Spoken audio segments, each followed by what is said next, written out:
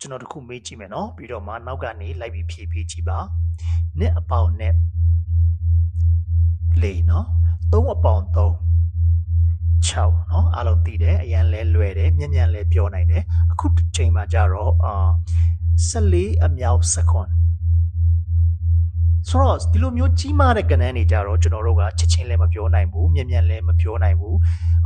တကယ်ဆိုရင်ဒီလိုမျိုးအဖြေကိုသိဖို့အတွက် paper တစ်ခုနဲ့ပေါ့နော်ဒီခဲတာလေးနဲ့တွက်ချက်တာတော့၎င်းဒါမှမဟုတ် calculator လေးနဲ့တွက်ကြည့်မှပဲကျွန်တော်တို့က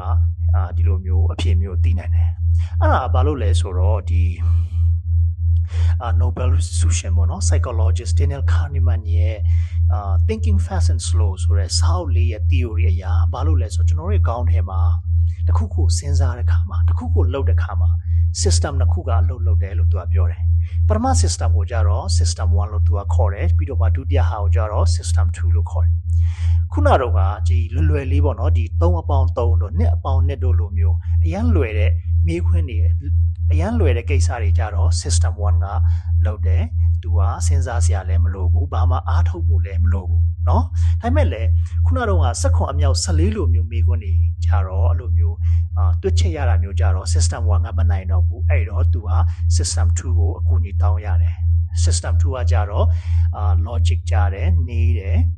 အားစိုက်ထုံးမှုတွေလုပ်ရတယ်အဲ့လိုမျိုးအားစိုက်ထုံးမှုလုပ်ပဲနဲ့လုပ်လို့မရအောင်ဆိုတော့ system 1ကကြတော့ဘာနဲ့တူလဲဆိုတော့လင်းမြန်ဖြတ်လက်တဲ့ဘယ်လိုခေါ်မလဲလင်းမြန်ဖြတ်လက်တဲ့ secretary တယောက်နဲ့တူတယ်သူအကုန်လုံးကိုလုံနိုင်တယ်မနာမနေလုံနိုင်တယ်လင်းမြန်တယ်ဖြတ်လက်တယ်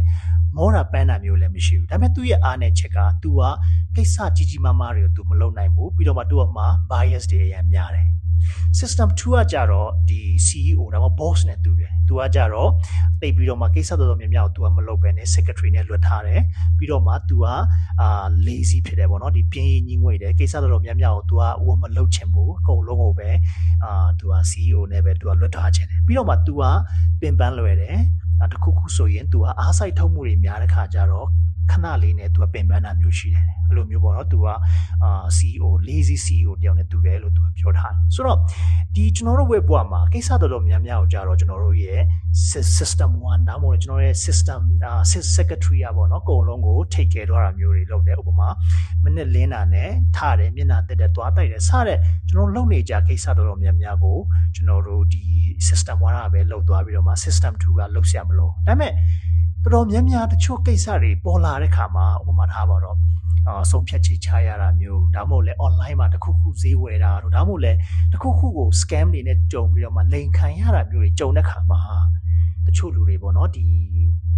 မြန်လှုပ်တက်တဲ့လူတွေပေါ့နော် system 1တာပဲလှုပ်သွားတဲ့ခါမှာလိမ်ခံရတာမျိုးမားတာမျိုးတော်တော်များများကြုံရတာမျိုးရှိတယ်အဲ့ချိန်မှာကျွန်တော်တို့ကရက်ပြီးတော့မှ system 2ကိုအကူအညီကောင်းပြီးတော့မှတည်ကြချပေါ့နော်သုံးသက်ပြီးတော့မှဆင်ခြင်ပြီးတော့မှတည်ကြချတွက်ချက်ရတာမျိုးတွေကျွန်တော်တို့လုပ်ရတာမျိုးရှိတယ်အဲ့ဒါကြောင့်မို့ကျွန်တော်တို့ရဲ့ daily ပေါ့နော်ဒီနေ့တိုင်းလုပ်နေရတဲ့ကိစ္စတွေမှာကြတော့ကျွန်တော်တို့ကsystem 1ကိုပဲလွတ်ထားလို့မရဘဲနဲ့ကျွန်တော်ရဲ့ system 2ကိုအမြဲတမ်းအကူအညီတောင်းပြီးတော့မှ system 2ကိုများသုံးနိုင်ဖို့အတွက်ကျွန်တော်တို့ကလုပ်မှာပဲနေ့စဉ်လုပ်နေတဲ့အမားတွေနည်းမယ်လို့ဒီပေါ့နော်ဒီ Daniel Kahneman ရဲ့ system 1 နဲ့ system 2 thinking လေးအကြောင်းကိုကျွန်တော်နည်းနည်းပြောချင်တယ်